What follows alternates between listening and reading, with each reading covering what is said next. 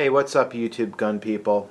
I heard something in the President's State of the Union address that I found really, really disturbing. Um, this idea that gun rights, and perhaps even interpretation of the Second Amendment, would basically come down to a vote. Gabby Giffords deserves a vote. The children of Sandy Hook deserve a vote. I disagree.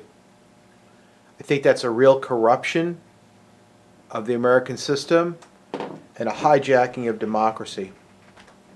And I think it underscores that President Obama has no clue about how American government actually operates. When I was a university student, I took a class on the teachings of democracy. One person that we talked about a lot was Ayn Rand. Now you can Google this, right? Ayn Rand, Ayn Rand, democracy, and it'll come up. That's where I found it again. Obama's speech really jogged my memory. What I want to emphasize is Rand came from the Soviet Union. Her family was persecuted rather. She knew exactly what communism and totalitarian government was actual totalitarian government was actually all about. What it was like to live under communist rule. She was a big fan of the American Constitution because she felt that it was the only living document that guaranteed the rights of the individual, and that it governed a country, which was really still is pretty miraculous. The Constitution guarantees your rights against the government. It protects you from the government. That's really was unique in this form of a system of government. The president's speech and the idea to use democracy to curtail gun rights is perverse.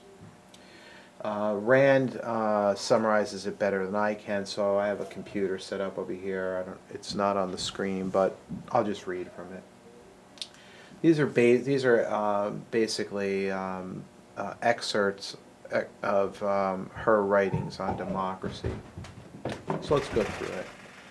Democratic, in its original meaning, refers to unlimited majority rule, a social system in which one's work, one's prosperity, one's mind, and one's life are at the mercy of any gang that may muster the vote of a majority at any moment for any purpose. If we discard morality and substitute for it the collectivism doctrine of unlimited majority rule, if we accept the idea that a majority may do anything it pleases, and that anything done by a majority is right because it's done by a majority, this being the only standard of right and wrong, how are men to apply this in practice to their actual lives? Who is the majority? In relation to each particular man, all other men are potential members of that majority, which may destroy him at its pleasure at any moment. Then each man and all men become enemies. Each has to fear and suspect all. Each must try to rob and murder first, before he is robbed and murdered. The American system is not a democracy. It is a constitutional republic. A democracy, if you attach meaning to terms, is a system of unlimited majority rule. The classic example is ancient Athens, and the symbol of it is the fate of Socrates, who was put to death legally because the majority didn't like what he was saying, although he had initiated no force and had violated no one's rights. Democracy, in short, is a form of collectivism, which denies individual rights. The majority can do whatever it wants with no restrictions.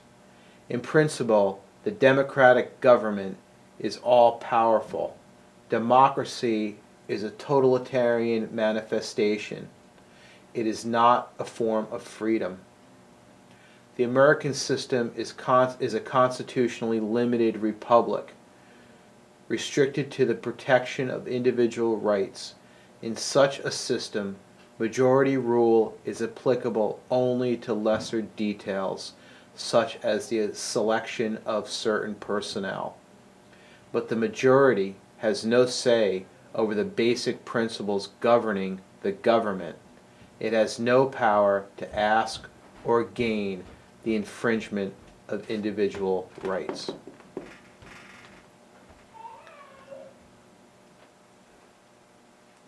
We all have to think about that. We have to think about our understanding of what's going on in the country, what's going on when we hear we want to vote against your rights. It's a perversion of democracy. We're not really a democracy. We use democratic rules for the most part, but we're protected because it's a constitutional republic. We're protected from the idea that you can go get all the votes you need and vote for something like someone's demise